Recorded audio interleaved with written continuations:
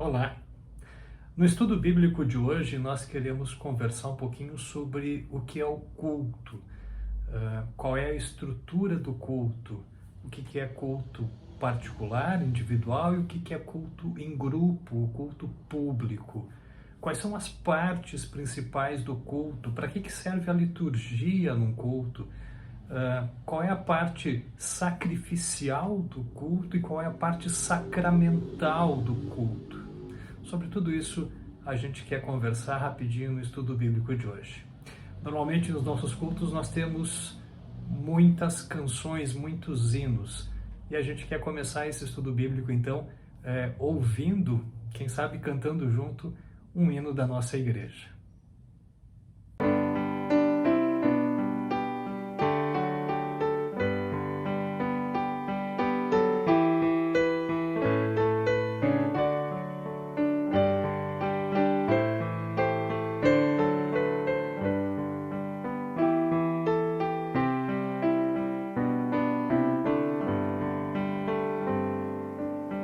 Ó Santo Deus, ao nome de Jesus, rendemos sacrifícios de louvor por todo o bem obtido pela cruz.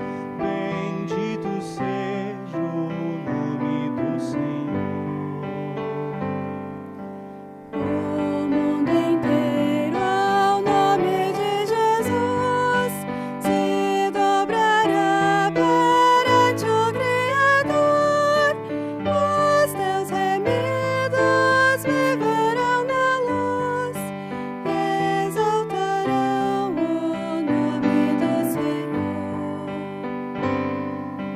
Desde a manhã até a noite aqui, aos povos anunciamos teu amor. Nossa esperança sempre está em ti. Com bênçãos nos despede, ó bom Senhor. Muito bem. O que é, então, o nosso culto? Culto é a comunhão pessoal entre o indivíduo e Deus. Culto é a resposta do ser humano a Deus que sofreu pelo ser humano através de Jesus Cristo. Nos cultos, nós respondemos a todo o amor que Deus teve por nós ao enviar o seu Filho Jesus Cristo para sofrer em nosso lugar, para morrer na cruz, para nos garantir o perdão dos pecados. Na experiência do culto, ou para vivenciarmos o culto de forma correta, na sua essência, nós precisamos estar sempre ligados a Jesus Cristo. Precisamos estar sempre conscientes do amor que Deus tem por cada um de nós. Precisamos estar sempre conscientes da salvação, do perdão dos pecados que nos é oferecido através de Jesus Cristo. Muito bem. Como a gente pode prestar culto a Deus? Basicamente, de duas maneiras a gente presta culto a Deus. A primeira maneira é como indivíduos, de forma particular. Nós prestamos culto pessoalmente porque sentimos a necessidade de nos achegarmos a Deus em louvor e adoração. E isso acontece quando sou eu e o meu Deus. Isso pode ser na minha casa, pode ser no ônibus enquanto eu estou indo para o meu compromisso, seja ele qual for, pode ser no carro, independente do momento. Mas sou eu e o meu Deus. Isso acontece tanto de forma individual, mesmo só eu sozinho, como também acontece quando eu estou no meio de um grupo de pessoas. Por exemplo, eu estou no ônibus indo para um compromisso. Eu posso estar louvando, adorando a Deus, orando a Deus, no meio de um monte de outras pessoas que nem percebem isso. Eu posso também estar em casa, perto da minha família, e em determinado momento me retirar para o meu quarto, ou para a cozinha, ou para qualquer um dos cômodos, e ter um encontro com Deus através da leitura bíblica, do meditar na sua palavra, do aprender mais sobre Deus. Então, a primeira forma de culto é como indivíduo. sou eu sozinho. Mas a forma mais comum que a gente caracteriza culto é quando quando o culto é feito em grupo, o que nós chamamos de culto público. Algumas pessoas chamam também de culto corporativo. Nesse culto, nós adoramos a Deus em conjunto com outros tantos cristãos. Nós vamos a um lugar pré-determinado, que pode ser uma igreja, pode ser uma escola, pode ser a casa de alguém, não interessa muito qual é o prédio. No nosso caso, normalmente é na igreja, onde nós nos reunimos para culto. A carta aos Hebreus, em Hebreus capítulo 10, versículo 25, nos recomenda: não deixemos de congregar-nos, como é costume de alguns, principalmente agora que a gente vê que o tempo do fim está próximo. Na nova tradução, na linguagem de hoje, vai dizer: não deixemos de assistir às nossas reuniões, não deixemos de estar em culto público, em culto corporativo, com as pessoas que professam a mesma fé que nós, pessoas cristãs, que confiam em Jesus Cristo como seu Senhor e Salvador. No culto individual, sou eu e o meu Deus. No culto público ou corporativo, se a gente quiser chamar assim, sou eu com Deus e com outros tantos cristãos que estão nesse culto ao mesmo tempo.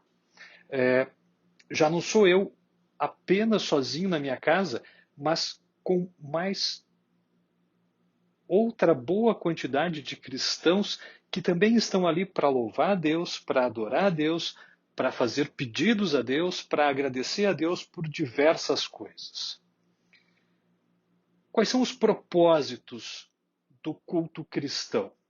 Existem basicamente 4 razões principais para nós prestarmos culto a Deus. A primeira delas é a afirmação. Nós damos testemunho público da nossa fé. As pessoas nos veem saindo de casa e indo até a igreja. Isso já é testemunho. Os nossos amigos sabem que no horário do culto, e por isso os nossos cultos são sempre no mesmo dia, no mesmo horário, para que as pessoas saibam disso também. As pessoas sabem que naquele dia, naquele horário, eu vou estar no culto. Naquele dia, naquele horário, eu tenho um encontro com o meu Deus. E isso é uma forma de testemunhar a fé, de colocar Deus acima de todas as coisas e as pessoas perceberem a importância que a gente dá para o culto. O segundo propósito é a conservação. Ou seja, a gente vai nos cultos públicos para preservar a nossa fé. A nossa fé é alimentada através da palavra e da Santa Ceia. Nós somos fortalecidos, nós recebemos o perdão dos nossos pecados, nós somos motivados pela palavra de Deus a permanecermos firmes na fé em Jesus Cristo.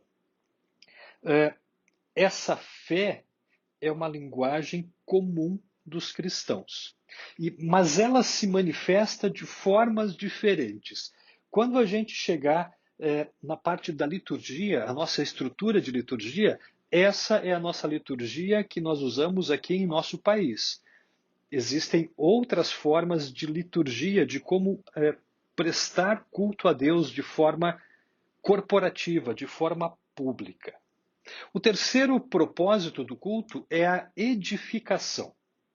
Pelo fato de nós sermos convidados a entrar em comunhão com os mistérios de Deus, a gente não consegue entender exatamente a Santa Ceia, não consegue entender perfeitamente o batismo, não consegue entender como a palavra de Deus lida na Bíblia pode transformar a vida da gente. Então, por sermos convidados a estarmos em comunhão com esses mistérios de Deus, a nossa fé é edificada, ela é construída, nossa fé vai melhorando, vai aumentando. A palavra edificação vem dessa ideia de construir um edifício.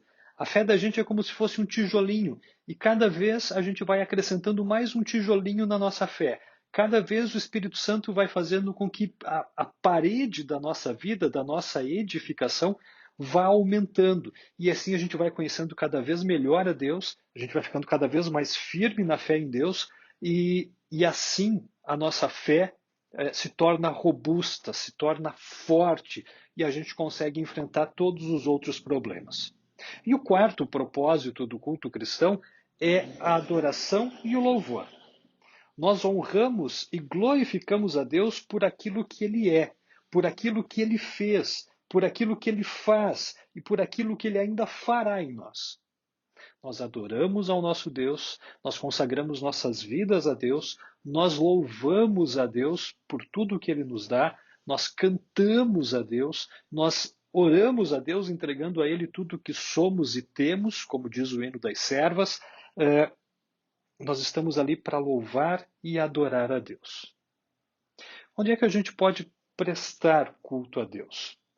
A gente gosta que seja na igreja. Esse é o lugar que a gente tem preferência pelo culto. Mas Deus pode ser adorado em qualquer lugar. É bom que a gente tenha um local para prestar culto a Deus, a fim de que a gente possa se dedicar totalmente a Deus e esquecer as outras coisas. Eu fui pastor no interior de Rondônia e lá eu dava cultos embaixo de árvores, dava culto nas varandas das casas, as pessoas em pé ou sentadas no chão, de forma desconfortável, e era impressionante o quanto essas pessoas conseguiam se concentrar e prestar atenção num culto. É muito melhor nós estarmos na igreja, num lugar tranquilo, num lugar em que eu não preciso me preocupar com, de repente, um animal correndo, não preciso me preocupar, de repente, com a panela que está no fogão e que está chiando, de repente, não preciso me preocupar com uma chuva que caia e eu tenho que sair correndo porque eu estou embaixo de uma árvore. Nós temos um lugar, e isso é o melhor, ter um lugar para culto, um lugar confortável, um lugar que me dê tranquilidade, um lugar que eu possa estar concentrado nas coisas de Deus. É óbvio que no nosso culto público nós temos pessoas de todas as idades, e nós vamos ter crianças pequenas também, que por vezes ainda não sabem se comportar na igreja, ou estão tão felizes de estar na igreja que estão alegres, estão brincando, estão sorrindo, às vezes estão lá com uma dor de ouvido, uma dorzinha de barriga, e aí estão chorosas. Tudo isso acontece, mas isso não devia ser motivo para nós nos desconcentrarmos ou para ficarmos brabos porque a criança está inquieta. Não, a gente devia louvar a Deus porque as crianças estão vindo para a igreja também. Mas termos um lugar, uma atmosfera, um espaço onde a gente pode se concentrar para o culto e não precisa se preocupar com outras tantas coisas, é muito, muito bom. Por isso, o local do culto, a igreja, deve ter uma apresentação, deve ter uma atmosfera, um jeito próprio para culto. A gente chega na igreja, o altar está lá na frente, os meninos que vão tocar a música estão lá no cantinho, a pessoa que vai projetar o culto está lá no cantinho, e tentam ser discretos, não chamar a atenção, para que o foco não esteja no pastor, mas que o foco esteja na palavra de Deus, que na maioria das vezes é o pastor quem está transmitindo, mas para que a gente possa se concentrar no que Deus tem a nos dizer. E aí nós temos a liturgia no culto. Como é que a liturgia auxilia no culto cristão? A liturgia é uma ordem estabelecida que nós seguimos no culto público. Essa ordem é necessária para que tudo seja feito com decência e ordem, como recomenda o apóstolo Paulo. A liturgia acrescenta beleza e significado ao nosso culto. Cada parte é importante, cada parte tem o seu significado. E a gente vai ver um pouquinho mais adiante o que significam cada uma dessas partes, como é que elas se encaixam. E a liturgia, como eu falei antes, agora há pouco, ela pode ser diferente de um país para o outro, até de uma congregação para outra. Se a gente for a Porto Alegre, ou se a gente for para Goiás, ou se a gente for para Tocantins, ou para Brasília, talvez a liturgia seja um pouco diferente, mas ela segue o mesmo padrão. Dentro da igreja luterana eu estou falando, tá? Ela segue o mesmo padrão. Se a gente for para fora do país, ela vai seguir o mesmo. As igrejas luteranas vão seguir o mesmo padrão da liturgia. Elas vão mudar aqui e ali, vão ter uma mudança, mas elas seguem mais ou menos o mesmo padrão sempre. Quais são as finalidades, então, da liturgia? A primeira delas é para que se tenha ordem, para que o culto seja organizado. As diversas partes da liturgia, as diversas partes do culto, precisam estar intimamente relacionadas umas com as outras. Pensem bem, lá no início do culto, nós vamos ter a invocação a Deus, a gente tem confissão de pecados e logo depois a absolvição, o perdão dos pecados. Vocês imaginem se a gente não tivesse ordem. A gente faz a invocação, a gente faz a confissão de pecados e a gente pula a absolvição, o perdão e coloca lá no fundo. Mas espera aí, a gente confessou o pecado aqui no começo do culto e o perdão não veio? Vai ficar o culto todo na espera do perdão? Por isso a gente precisa ter uma ordem. A segunda coisa, a segunda finalidade é o ritual. As palavras que são faladas ou cantadas é um ritual e através desse ritual nós expressamos a nossa fé. Quando a gente diz, nós vamos reafirmar a nossa fé nas palavras do credo apostólico. Eu tenho quase certeza absoluta que vocês todos sabem de cor o credo apostólico. Creio em Deus Pai Todo-Poderoso, Criador do céu e da terra. Tenho certeza que vocês sabem, ou tenho quase certeza absoluta que vocês sabem de cor o credo apostólico e aprenderam isso desde pequenos. Assim como o Pai Nosso. A gente ora o Pai Nosso, uma oração que foi ensinada por Jesus Cristo, a oração modelo, a oração principal, mas a gente vem repetindo ela constantemente, ela faz parte do ritual. Faz parte de tudo isso que a gente tem no culto. E a terceira finalidade da liturgia é a cerimônia.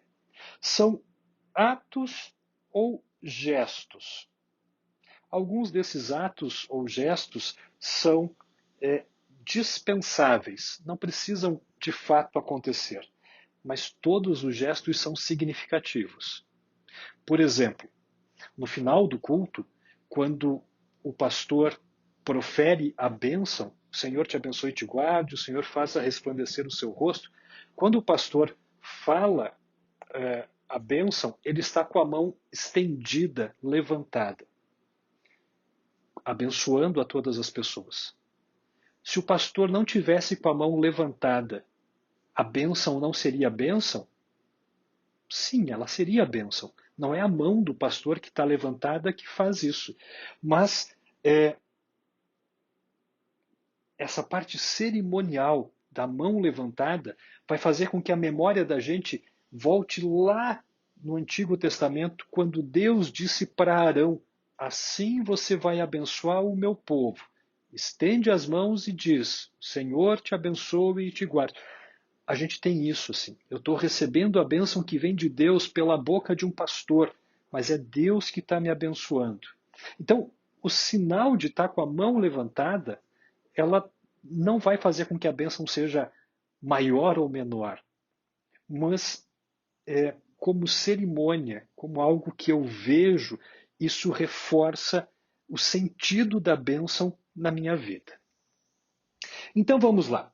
Vamos ver as principais partes da liturgia, que normalmente estão na nossa liturgia. A gente começa o culto com um hino e logo depois, então, a gente tem a invocação. A gente invoca a presença de Deus Pai, Filho e Espírito Santo. Logo depois da invocação, nós confessamos os nossos pecados a Deus e recebemos a absolvição, o perdão dos nossos pecados. Depois disso, nós temos a leitura do Salmo, que é chamado de introito. Deixa eu explicar para vocês uma coisinha agora aqui. Lá no Antigo Testamento, até a época de Jesus Cristo, a confissão e o perdão dos pecados acontecia fora da igreja. Acontecia no pátio do templo, não dentro do templo, no pátio. E as pessoas confessavam seus pecados, tinham o perdão, e então elas entravam na igreja cantando o salmo. Então, introito, que significa entrada, era quando o povo entrava na igreja. Tá? Para nós, o culto já começou lá na invocação. Recebemos o perdão dos pecados, e aí nós temos a leitura do salmo, o introito.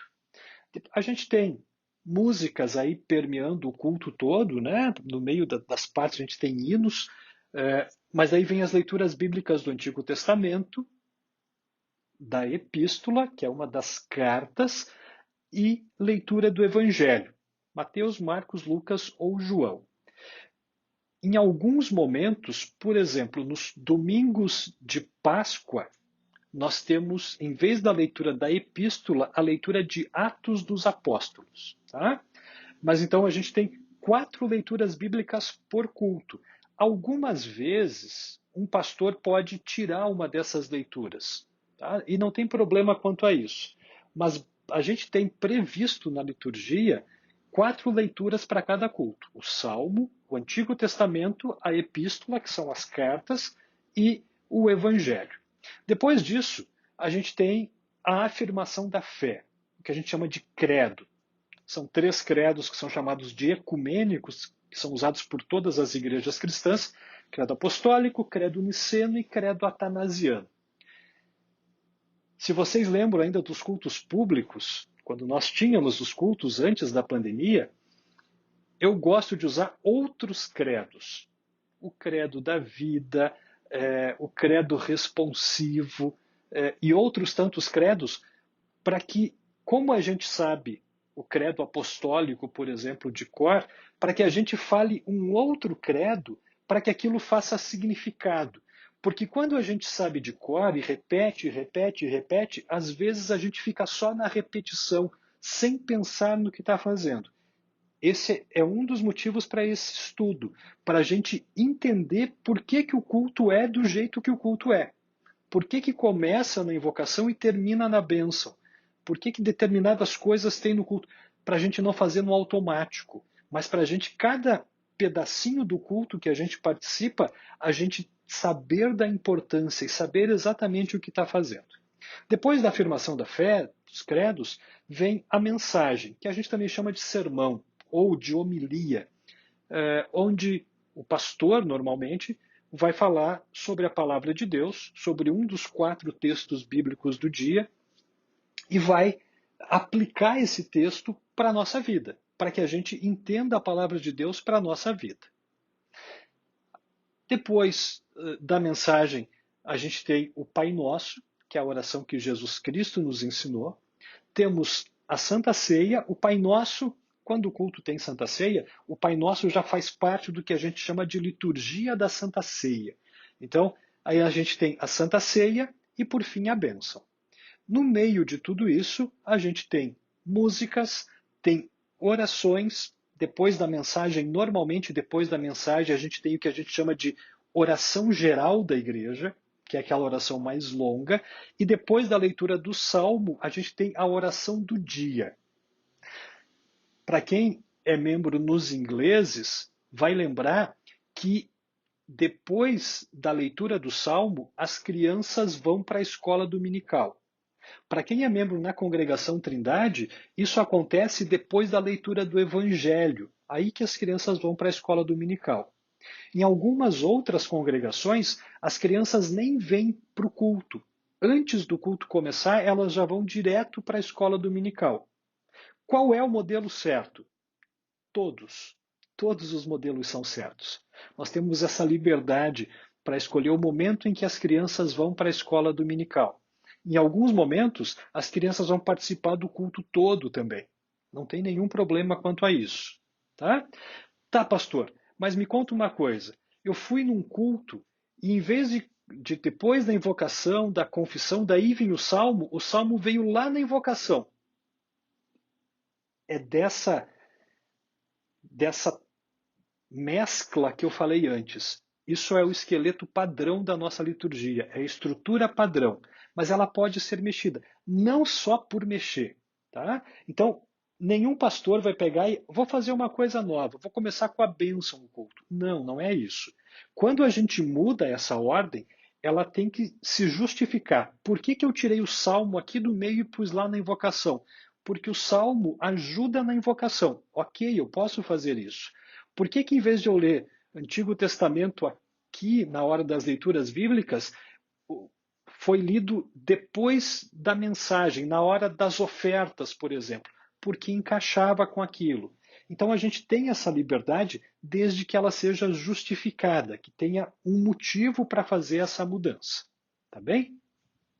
As nossas posições durante o culto. Vocês já notaram que às vezes a gente fica em pé no culto e às vezes a gente fica sentado no culto? Por que isso? A gente fica em pé no culto para glorificar a Deus. E isso acontece em alguns momentos. A gente está em pé, tentem lembrar, na hora da invocação, na hora da confissão e absolvição de pecados, na hora da afirmação de fé, nas orações. Nesses momentos, normalmente, nós estamos em pé.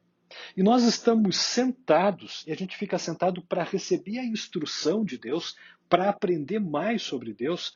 Então, normalmente, a gente está sentado durante os cantos, durante as leituras bíblicas e durante a mensagem, que são momentos em que nós aprendemos mais e mais de Deus. Qual é o conteúdo do culto cristão? E aí estão as duas palavrinhas que eu falei lá no começo, que a gente nem sempre usa. O culto cristão está dividido em duas partes: a parte sacrificial e a parte sacramental. Vamos entender isso. Sacrificial vem de sacrifício. Nesse momento, nós estamos prestando sacrifício a Deus. Nós estamos nos achegando diante de Deus, porque nós amamos a Deus, porque nós confiamos em Deus. Nós chegamos a Deus através das nossas orações, dos nossos hinos, das nossas ofertas. Mas de outros momentos tantos. A parte sacramental é o que Deus nos dá. São os sacramentos, é a parte que Deus está nos dando. É quando Deus vem até nós. Nós temos um Deus que nos perdoa, que nos ensina através da sua santa palavra, nos dá o perdão dos pecados, nos dá a bênção, nos dá os sacramentos do batismo e santa ceia. Para a gente conseguir visualizar isso de um jeito mais fácil, quando a gente tem culto na igreja, o pastor vai estar de costas para a congregação, de frente para o altar, nos momentos sacrificiais. E o pastor vai estar de costas para o altar e de frente para a congregação nos momentos sacramentais.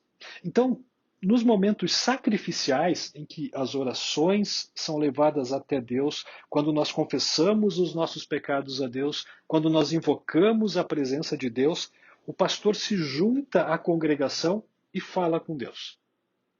Nos outros momentos, os momentos sacramentais, quando nós ouvimos a palavra de Deus, quando ouvimos a mensagem, o sermão, a homilia do pastor, quando recebemos o perdão dos pecados, quando recebemos a Santa Ceia, quando recebemos a bênção, o pastor está de frente para a congregação, representando Deus, que está dando tudo aquilo para a congregação. Isso fica bem fácil da gente perceber na congregação dos ingleses. Na congregação da Trindade, o pastor usa uma postura chamada basilicana. Essa postura é que o pastor fica atrás do altar o tempo inteiro. De trás do altar, o pastor dirige todo o culto para manter contato visual com as pessoas. Também está certo. também não tem problema. Só que quando o pastor está na frente do altar e se vira de costas e vira de frente, é mais fácil da gente perceber esse momento sacrificial, quando nós levamos os nossos pedidos, a nossa adoração, confessamos os nossos pecados a Deus, e a parte sacramental, quando Deus nos perdoa, quando Deus nos abençoa, quando Deus nos dá a sua santa palavra. Vocês devem perceber também que no culto mudam-se os paramentos. Paramentos são aquelas toalhinhas que a gente tem no altar e no ambão de leitura, ali onde a gente coloca a Bíblia, onde o pastor faz o sermão. E essas cores mudam conforme essa figura que vocês estão vendo aí. Ela muda durante o ano. E tem algumas cores especiais que a gente usa.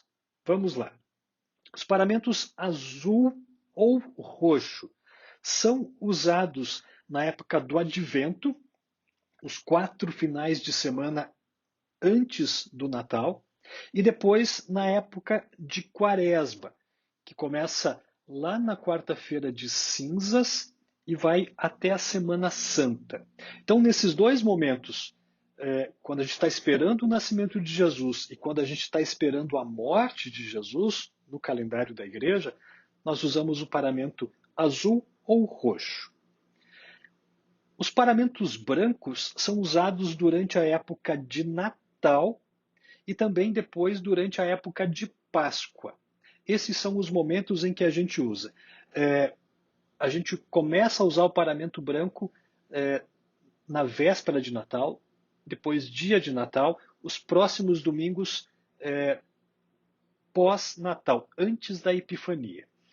E depois usamos o branco nos domingos de Páscoa. Tá? Aí depois do domingo de Páscoa a gente vai ter um domingo especial, que é o domingo de Pentecostes, e a gente tem depois, então, o domingo da Santíssima Trindade, que a gente usa o branco de novo.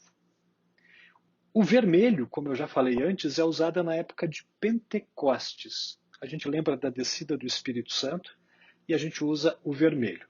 Também quando a gente tem culto festivo, o culto da Reforma Luterana, a gente usa vermelho. Os cultos de aniversário da congregação e do templo, a gente usa vermelho. Quando tem confirmação, a gente usa vermelho. Tá? Então, quando são datas especiais, festivas, e também a época de Pentecostes, a gente usa o vermelho. E o verde, que é o que a gente mais usa, vocês podem olhar aí no calendário, mais da metade do ano a gente usa verde, que é a época da Epifania e a época chamados de domingos após Pentecostes. A gente usa paramentos verdes. O paramento do pastor, a estola, que o pastor usa por cima do talar, também combina a mesma cor que dos paramentos, porque o pastor também está no período litúrgico do ano. Esse calendário, com essas datas, foi estabelecido há muito tempo atrás. Então a gente tem, o ano da igreja começa no Advento, vocês vão ver aí na imagem que está bem em cima a divisão do verde para o azulzinho ali. Ali no Advento começa o nosso ano, que é final de novembro, começo de dezembro. Começa o ano da igreja. Depois o Natal, a Epifania, a Quaresma, Semana Santa, Páscoa, Pentecostes e domingos pós-Pentecostes. Esse é o ano da igreja de forma resumida. Ok, pastor, mas o que tudo isso aí significa para mim? Qual é a importância de eu saber de tudo isso aí? Bom, a gente precisa lembrar dessas coisas porque o nosso culto é um culto racional. Ou seja, eu sei o que eu estou fazendo. Não é por acaso, não é de qualquer jeito, não é só imitando o que acontece, mas eu tenho que saber o que está acontecendo em cada momento. Porque aí se torna mais rico o culto para mim. Aí eu sei o que está acontecendo. Aquilo é para mim. É Deus falando comigo. É Deus agindo em minha vida. É Deus me abençoando, me enchendo de fé para que eu possa voltar para casa aprendendo ou tendo aprendido mais e mais de Deus. O culto, como tudo que a gente faz na vida, precisa ser entendido. Eu preciso saber por que eu estou invocando a Deus, estou chamando a presença de Deus, por que eu confesso os pecados a Deus, porque eu não posso pagar pelos meus pecados, mas Deus me perdoa através do sacrifício de Jesus Cristo. Eu louvo a Deus através dos salmos, eu entrego a minha vida em forma de oração, eu aprendo da palavra de Deus com as leituras do Antigo Testamento, da Epístola e do Evangelho. Eu reafirmo a minha fé através do credo apostólico. Eu ouço a mensagem, o sermão do pastor para aquilo fortalecer a minha fé. Eu oferto a Deus como gratidão por tudo aquilo que Deus me deu. De novo, tem a oração geral da igreja, onde eu oro por mim e por todo o mundo, em especial pelas pessoas da minha congregação.